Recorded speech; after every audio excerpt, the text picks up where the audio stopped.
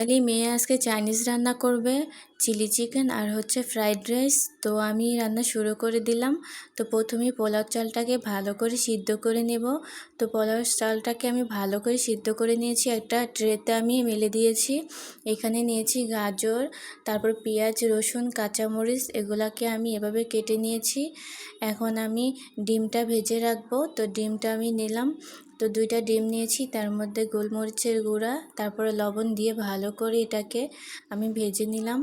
এখন আমি ফ্রাইড রাইসটা ভাজবো। তো এই যে আমি তেল দিয়ে দিলাম, তার মধ্যে পেঁয়াজ রসুন দিয়ে নাড়াচাড়া করে গাজর আর কাঁচামরিচটা দিয়ে দিলাম। নাড়াচাড়া করে আমি তার মধ্যে সয়া সস অ্যাড করেছি। তো অ্যাড করার পর আমি ভাত দিয়ে দিলাম। ভাতটাকে আমি ভালো করে নাড়াচাড়া করব, করে আমি এটাকে ভেজে নেব। তো আমার ফ্রাইড রাইস কমপ্লিট, ভালো করে করেছি, ফ্রাইড রাইসটা খুব সুন্দর হয়েছে। তো এখন আমি চিলি চিকেনটা করব। নিয়েছি ক্যাপসিকাম, টমেটো, পেঁয়াজ, রসুন, কাঁচামরিচ। এখানে নিয়েছি চিকেন। তো চিকেনের ভিতর লবণ, মরিচ, জিরার গুঁড়ো, গোলমরিচের গুঁড়ো, আদা রসুন, তারপরে সস দিয়েছি, সয়া সস দিয়ে এটাকে আমি ভালো করে মাখিয়ে নিয়েছি।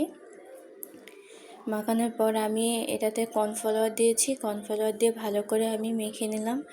এখন আমি এগুলা তেলে ভেজে নেব। তো আমি এক এক করে তেলে ভেজে নিয়েছি। আমি সলিড মাংস নিইনি, কারণ আমার হাজব্যান্ড হাড়ালা মাংস পছন্দ করে, তাই আমি চিলি চিকেনটা আজকে হাড়ালা মাংস দিয়ে করব।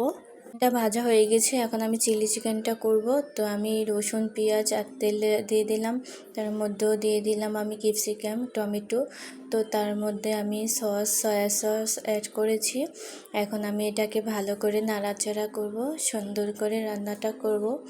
তো ভালো করে নাড়াচাড়া করছি। তার মধ্যে আমি শুকনো মরিচের গুঁড়া দিয়ে দিয়েছি। শুকনো মরিচের গুঁড়াটা দিলে ফ্লেভারটা ভালো আসে। তারপর কর্নফ্লাওয়ার গুলে দিয়ে দিয়েছি। তারপর চিকেনটা দিলাম। চিকেনটাকে আমি এখন ভালো করে রান্না করব। তো এটাকে আমি বারবার নেড়ে চেড়ে দিচ্ছি। তো চিলি চিকেনটা খুবই ভালো হয়েছে। তো এখন আমি প্লেট সাজাবো। প্রথমে ফ্রাইড রাইস নিয়ে নিয়েছি, তারপর আমি চিলি চিকেন নিলাম। তো কেমন হয়েছে রান্নাটা অবশ্যই কমেন্ট করে জানাবেন। সবাই সবার পাশে থাকবেন।